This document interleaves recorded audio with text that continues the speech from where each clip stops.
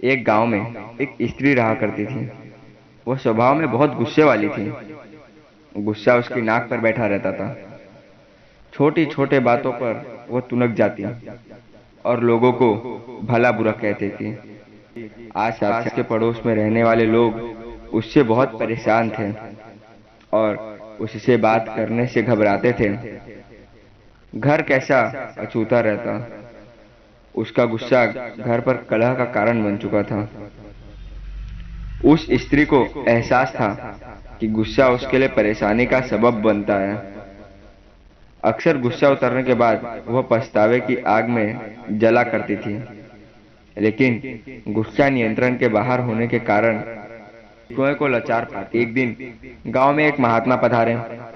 उनकी कीर्ति जब स्त्री के कानों तक पहुंची तो उसने निश्चय किया कि वह महात्मा से मिलकर अपने गुस्से को दूर करने का उपाय पूछेगी। वह महात्मा से मिलने पहुंची और प्रणाम कर बोली, गुरुवर, मैं अपने गुस्से से परेशान हूँ। गुस्से पर काबू नहीं रख पाती।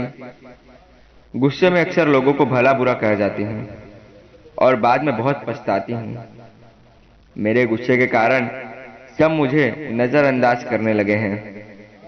इससे मैं बहुत दुखी भी हूँ। मुझे कोई ऐसी दवा दीजिए कि मैं गुस्सा करना छोड़ दूं। साथ संगत जी, महात्मा ने उसे एक शीशी दी और बोले, क्रोध दूर करने की दवा है। अब से जब भी तुम्हें क्रोध आए, इस शीशी से मुंह लगाकर दवा के कुछ घूंट पी लेना। स्त्री दवा पाकर बहुत खुश हुई और महात्मा का धन्यवाद दिया। उसके बाद उसे जब भी गुस्सा आता तब वह शीशी से मुंह लगाकर दवा पी लेती। धीरे धीरे उसका गुस्सा कम होने लगा।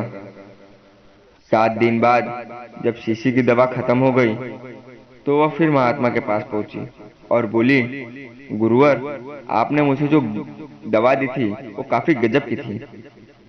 पीने के साथ ही तुरंत मेरा गुस्सा छू मंतर हो जाता था।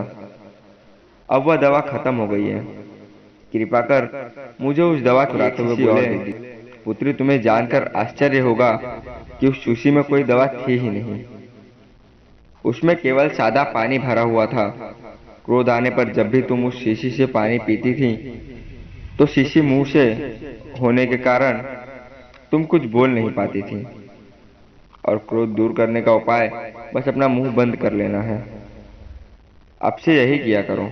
ये बात सुनकर उस स्त्री को एहसास हुआ कि जब भी क्रोध आए, अगर मैं अपना मुंह ही बंद रखूं, कंट्रोल करूं, तो फिर बात आगे बढ़ेगी। दूर करने का उपाय बस अपना मुंह बंद कर लेना है।